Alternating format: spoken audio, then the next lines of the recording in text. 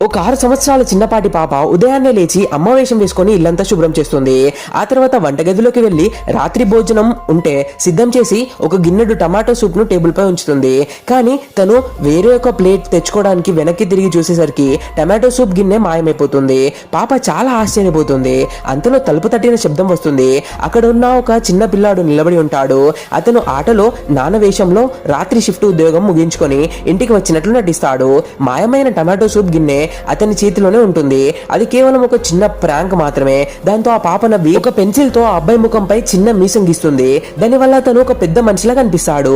ఇద్దరు కలిసి టిఫిన్ తినడానికి కూర్చుంటారు. కానీ మొదటి ముద్ద తినగానే ఆ అబ్బాయి కోపంతో ఆహారాన్ని బయటికి ఉమ్మేసి బల్లపై ఉన్న వస్తువులన్నింటినీ కిందకి తోసేస్తాడు. ఆ దృశ్యం చూసి పాప భయపడిపోతుంది. అంతలో అక్కడ ఉన్న బొమ్మ ఏడవడం మొదలు పెడుతుంది. దాంతో ఆ అబ్బాయికి ఇంకా కోపం వచ్చి బొమ్మ ఉన్న ఉయ్యాల వైపు కోపంగా నడుస్తాడు. కానీ ఆ పాప ముందుకు వచ్చి ఆ బొమ్మను కాపాడుతుంది. ఆ అబ్బాయి పాప వైపు కోపంగా దగ్గరికి వస్తుంటే పాప భయంతో వెనక్కి జరుగుతుంది. ఏదైనా జరిగేలోపే బయట నుండి ఒక్కసారిగా బిగ్గరగా ఒక గొంతు వినిపిస్తుంది, భోజనానికి ఇంటికి రా అని. అది ఆ అబ్బాయి అసలు తండ్రి పిలుపు. అప్పుడు అసలు నిజం అర్థం అవుతుంది. వాళ్ళిద్దరు కేవలం ఇల్లు ఇల్లు అనే ఆట ఆడుకుంటున్నారు.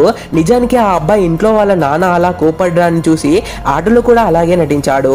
ఆ పాప నెమ్మదిగా ఆ అబ్బాయి ముఖంపై ఉన్న నకిలీ మీసాన్ని తుడిచేసి అతని ఇంటికి వెళ్తుంటే చూస్తూ ఉండిపోతుంది. కానీ అసలు గుండె కోత కలిగించే విషయం ఏంటంటే ఆ పాప ఒక అనాథ. ఆ అబ్బాయి మాత్రమే ఆ పాపకున్న ఒక్కగాని ఒక స్నేహితుడు.